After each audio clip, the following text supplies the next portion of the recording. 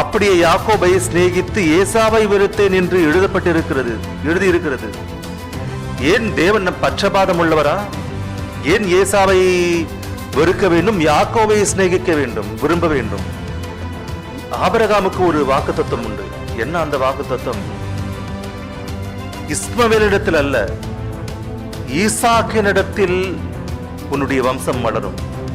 ஈசாக்கினிடத்தில் வருகின்ற சந்ததியில், அந்த சந்ததிக்குள் உன்னுடைய பூலோகத்தில் உள்ள வம்சங்கள் எல்லாம், ஜாதிகள் எல்லாம் ஆசீர்வதிக்கப்படும். அந்த மிகப்பெரிய ஆசீர்வாதத்திற்கு வாரிசுதாரர் யார் என்றால் இஸ்மவேல் அல்ல, ஈசாக்கு. அந்த ஈசாக்கின் குமாரன் 2 பேரு, ஏசா, யாக்கோபு. இந்த இருவரில் யாருடைய கர்ப்பத்திலிருந்து வரப்போகிறார் இயேசு கிறிஸ்து? யாருடைய கர்ப்பத்திலிருந்து வரப்போகின்ற அந்த சந்ததி, அந்த சந்ததியினால் பூலோகத்தில் உள்ள வம்சங்கள் எல்லாம் ஆசீர்வதிக்கப்படும் என்ற போராட்டம் அங்கே எளிதாக முடிந்து விட்டது. ஏசா அதிலிருந்து ஒதுங்கி கொண்டார், விருப்பம் காட்டல. அங்கிருந்து யாக்கூப் அதிலே விருப்பம் காட்டினார்.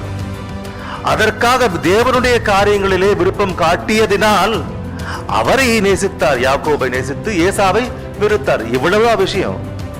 இதுல பாரபட்சம் ஒன்றுமில்லை.